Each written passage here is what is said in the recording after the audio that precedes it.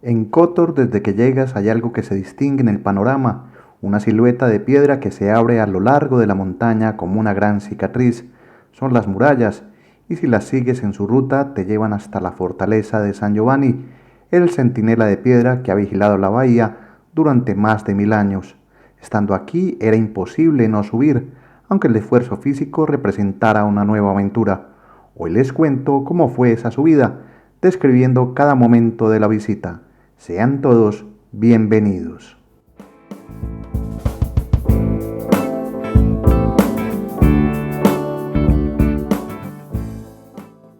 Antes de subir, debo contarles que la ascensión a la fortaleza de San Giovanni no es un paseo recomendado para todos.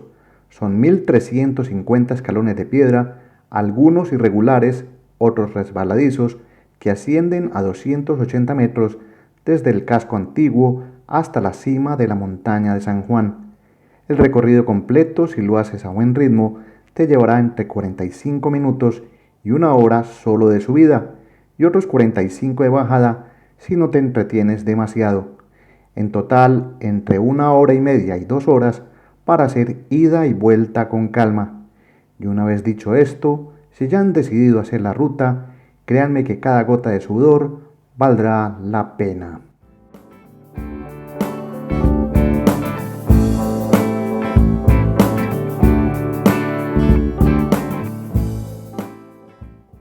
Otro aspecto que deben tener presente al hacer la ruta de la fortaleza de San Giovanni es que la subida tiene un costo que depende de la temporada. En verano, por ejemplo, cuando Kotor se llena de cruceros y el calor aprieta, la entrada cuesta 15 euros por persona. Es un precio que puede parecer alto, pero hay que entenderlo. La fortaleza necesita mantenimiento y ese dinero va destinado a conservar un patrimonio que ha sobrevivido a terremotos y guerras.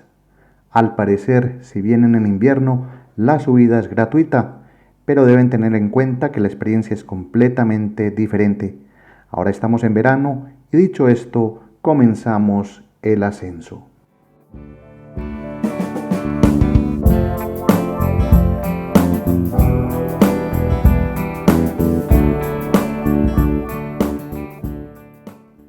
Para entender lo que está subiendo, decir que esta fortaleza tiene su origen en el siglo VI, cuando el emperador bizantino Justiniano I reconstruyó las fortificaciones que existían desde tiempos ilirios.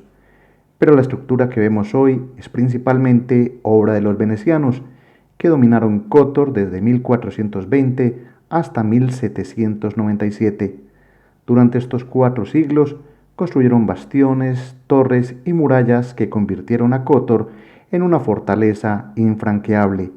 Subir por estos escalones es caminar por la historia de un imperio que supo defenderse.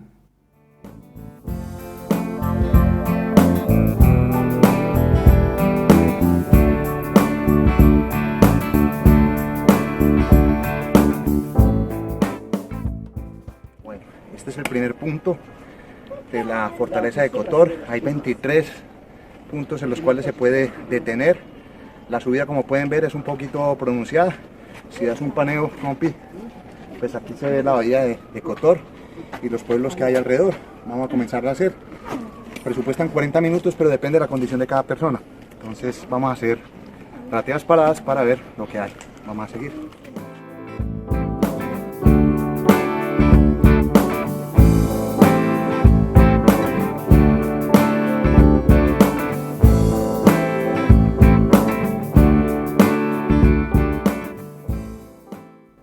Desde el primer momento van a encontrar escaleras empinadas y escalones irregulares, hechos de piedra caliza, desgastados por siglos de pisadas.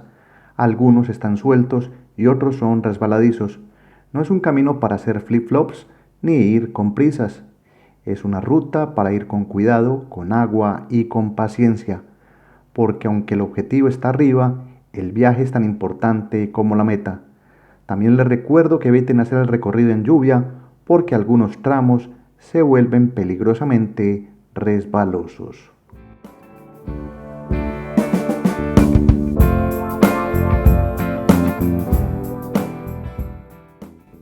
Cada punto de la subida te regala un mirador distinto, cada uno más interesante que el anterior, sea por la altura, las panorámicas sobre la bahía o por ser un lugar perfecto para fotografías.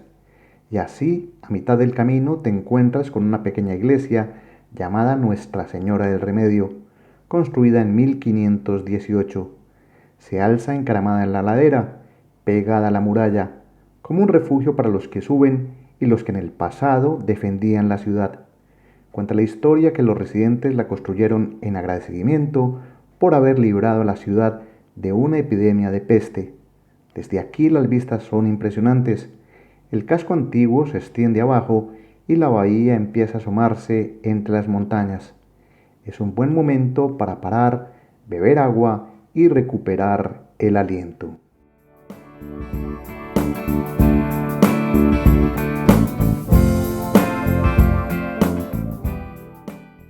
Si suben a este lugar les recomiendo que tomen su tiempo para disfrutar de las vistas y la experiencia. Encontrarán personas que solo quieren subir sin apreciar el entorno, pero yo lo hice con toda la calma. Hay senderos más angostos donde las escaleras se vuelven estrechas y los escalones más irregulares.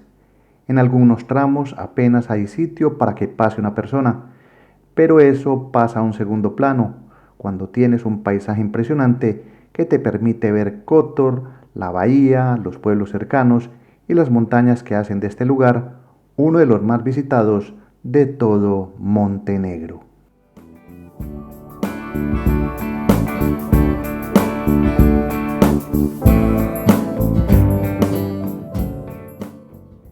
Sobre la subida a esta fortaleza hay algo que mucha gente no sabe.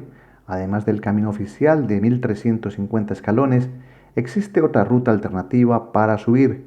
Es un sendero que rodea la montaña por detrás, en zigzag, y permite acceder a la fortaleza sin pagar la entrada. Pero ojo, no es un camino para cualquiera. Es más largo, menos mantenido y el terreno es más complicado. En mi caso vi el sendero desde la parte alta de la colina y solo me quedé con la imagen de ese camino marcado sobre la montaña. Ahí les muestro otra opción para subir, para quienes busquen una aventura distinta.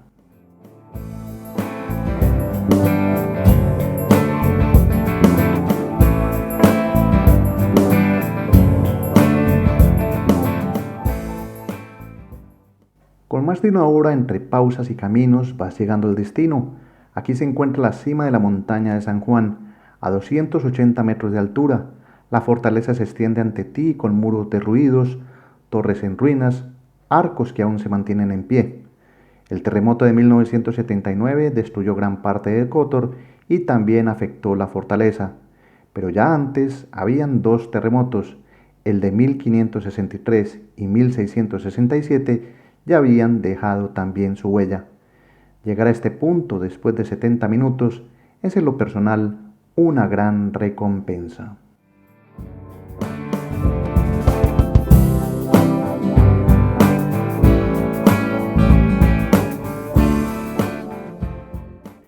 En este punto debo ser objetivo.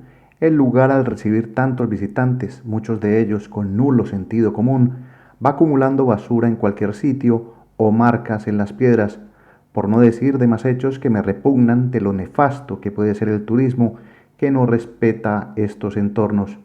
La parte superior está en un estado de conservación que deja mucho que desear. Se nota que el sitio necesita más cuidado y atención. A pesar de todo, la fortaleza sigue en pie, aunque esos nuevos invasores son una amenaza real para un lugar que merece todo el respeto al ser visitado.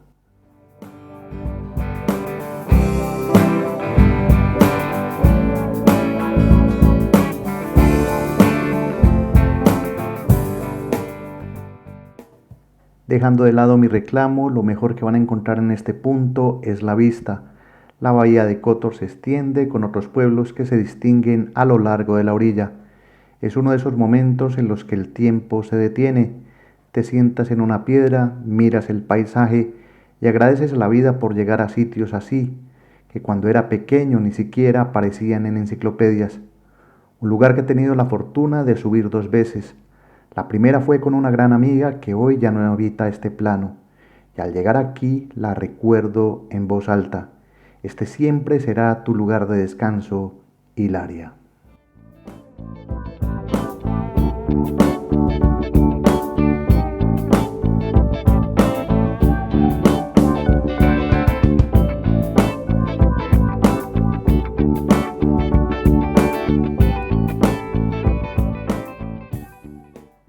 Estando aquí, les puedo resumir que para visitar esta fortaleza requieren de al menos 2 horas y media entre subir, hacer pausas, estar un momento en la parte alta y luego bajar.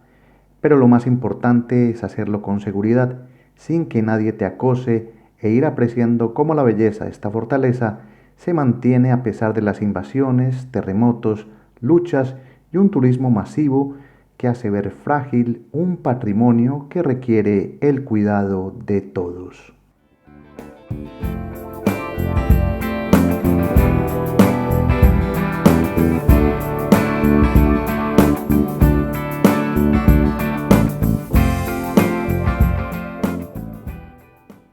Cada experiencia de viaje que les cuento es un momento que quiero recordar más allá de las fotos, en momentos vividos por alguien que está por vivir. Desde este pequeño canal solo quiero compartir con quienes gusten de viajar lentamente y sin prisas. Me gustaría leer sus impresiones en los comentarios y darles una razón más para visitar Kotor, una ciudad patrimonio de la humanidad desde 1979. Mi nombre es Gustavo Carrasquilla Gómez y esto es Estado Natural Viajero. Los espero luego para más historias conociendo Kotor desde su casco antiguo. Reciban un saludo, hasta pronto, chao.